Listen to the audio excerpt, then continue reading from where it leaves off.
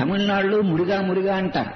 మురుగా అంటే అందమైన బిడ్డ, బ్యూటిఫుల్ చైల్డ్, చార్మింగ్ చైల్డ్. మనం సుబ్రహ్మణ్య స్వామిని అక్కడ మురుగా మురుగా మురుగా అని పిలుస్తారు. తమిళనాడులో మురుగా మురుగా మురుగా అని పిలుస్తారు. అంటే మనం రామ రామ అని రామస్మరణ ఎలా చేస్తామో తమిళానికి ఇష్టదేవత మురుగుడు. ఇంకా ఆ తమిళ భాషకి ఆయనే ఆది అని చెప్తారు వాళ్ళు. అంటే మన ఆంధ్రులు ఎక్కువగా రాముణ్ణి ఎలాగైతే ఆరాధిస్తారో తమిళనాడులో సుబ్రహ్మణ్య స్వామిని మురుగుడిని ఆరాధిస్తారు. వాడిని గుహుడని కూడా అంటారు. అంటే గుహుడంటే హృదయ గుహలో నివాసం ఉండేవాడు. ఆయన ఎక్కడ ఉంటాడంటే హృదయ గుహలోనూ ఉంటాడు. హృదయ గుహ అంటే హృదయ గుహ. ఆ గుహేశుడని పేరు. గుహలో ఉన్న ఈశ్వరుడు. ఆ గుహలో ఉన్న ఈశ్వరుడే సుబ్రహ్మణ్య స్వామి.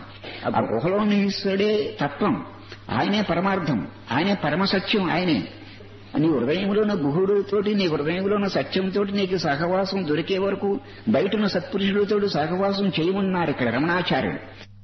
రమణాచార్యుడు ఏం చెబుతున్నాడంటే నీ హృదయంలో ఉన్న సత్యంతో నీకు డైరెక్ట్ గా అనుభవం కలిగే వరకు, ఆ సత్య సాక్షాత్కారం నీకు కలిగే వరకు బయటన్న సత్పురుషులతో సహవాసం చెయ్యి. బయటన్న సత్పురుషులతో నువ్వు సహవాసం చేస్తే ఎవాలుడు source, great swamijis, great source, noble source తోటి కనుక నువ్వు సహవాసం చేస్తుంటే నీ హృదయంలో ఉంటుంటే ఆ సత్య వస్తువును తెలుసుకోవడానికి వాళ్ళు నీకు సహకరిస్తారు. వాళ్ళ సహాయ సహకారాలు నీకు అందిస్తారు. అది ఎక్కువ వరల్డీ పీపుల్ తోటి, లౌకికులతో ఎక్కువ స్నేహం చేస్తుంటే మనకు కూడా లౌకికత్వం వచ్చేస్తుంది. వాళ్ళగా మాట్లాడాలని, వాళ్ళ యుక్తిగా మాట్లాడాలని, కుయుక్తిగా ఉండాలని అటువంటి మళ్ళీ బాణీ తప్పించి ఆ రోడ్లోకి వెళ్ళిపోతాం మనం.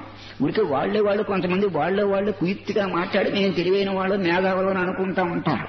కొంతమందికి అదొక అలవాటు. మళ్ళీ ఆ బాణీలోకి మనం వెళ్ళొద్దు. ఇక్కడ గుహలో ఉన్నటువంటి హృదయ గుహలో ఉన్న వస్తువుని అనుభవంలోకి తెచ్చుకోవడానికే మన జీవిత ధ్యేయంగా పెట్టుకోవాలి. మన గోల్ అదే, మన ఎయిమ్ అదే.